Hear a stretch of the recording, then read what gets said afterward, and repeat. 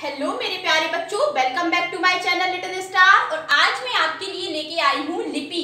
तो पिछली क्लास में बच्चों हमने देखा था भाषा के बारे में, भाषा की विशेषताओं के बारे में हमने समझा था।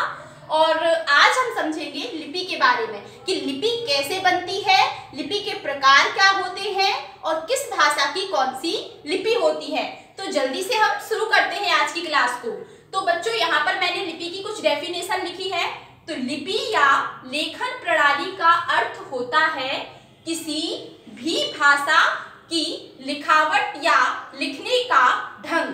तो बच्चों लिपि का मतलब क्या होता है? लिपि का मतलब होता है जब हम किसी भाषा को लिखने लगते हैं उनके अनुचित चिन्हों के प्रयोग के द्वारा, तब क्या होता है बच्चों? तब होता है लिपि का जन्म। तो ध्वनियों को लिखने के लिए जिन चिन्हों का प्रयोग किया जाता है वही लिपि कहलाती है। अब आप बोलेंगे कि ध्वनि मतलब ध्वनियों से ही तो भाषा बनी है। हमने पिछले उसमें देखा था कि भाषा के अव्यय क्या होते हैं, है ना? तो ध्वनि, ध्वनि से शब्द, शब्द से वाक्य और वाक्य से अर्थ निकल के आए थे।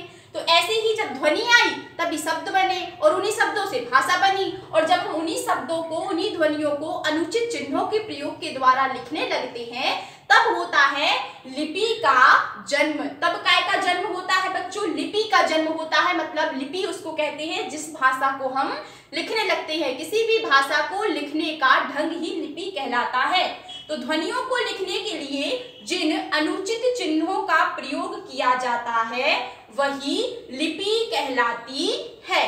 तो अब हम देख लेंगे कि भाषा और लिपि, मतलब एक तरफ मैंने भाषा को लिखा है कि किस भाषा की कौन सी लिपि होती है और एक तरफ उसकी लिपि को लिखा है। तो आइए हम देखते हैं हिंदी, संस्कृत, गुजराती, मराठी और एक और होती है नेपाली, जिसको हम देवनागरी लिपि में लिखते हैं।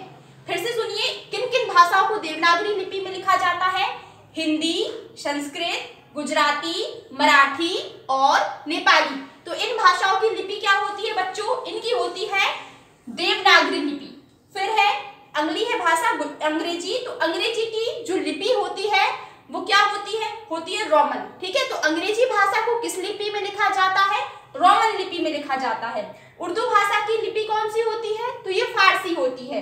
पंजाबी भाषा की लिपि कौन सी होती है? तो ये गुजराती होती है। तो बच्चों ये आपको आगे चल के वस्तुनिष्ठ प्रश्न भी पूछ सकते हैं कि किस भाषा की कौन सी लिपि होती है। तो आप आसानी से बता सकते हैं कि अगर आपको क्वेश्चन आ गया कि बताइए मराठी भाषा किस लिपि में लिखी जाती है, तो अब आप आसानी से बता देंगे कि मराठी भाषा जो है देवनागरी लिपि में लिखी जाती है। जरूरी नहीं है कि आपसे संस्कृत और हिंदी के बारे में ही पूछे, आगे वो कंफ्यूज करने के लिए आपसे ऐसी लैंग्वेज पूछ लेंगे जो आपने शायद ही सुनी ना हो। तो मराठी जो है वो देवनागरी में लिखी जाती है और नेपाली भाषा भी देवनागरी लिपि में लिखी जाती है। अंग्रेजी को रोमन में लिखते हैं, उर्दू को फारसी में लिखते हैं, पंजाबी को गुरुमुखी में लिखते हैं। तो ये है बच्चों भाषाएं और ये है इनको लिखने का ढंग जिसको लिपि कहा जाता है। तो ये थी आज की हमारी क्लास। अगली क्लास में हम और भी इनके प्रकार जानेंगे कि लिपि कितने प्रकार से लिखी जा सकती है, लिपि को लिखने के कितने प्रकार होते हैं। तब तक के लिए बाय बाय, स्टे होम।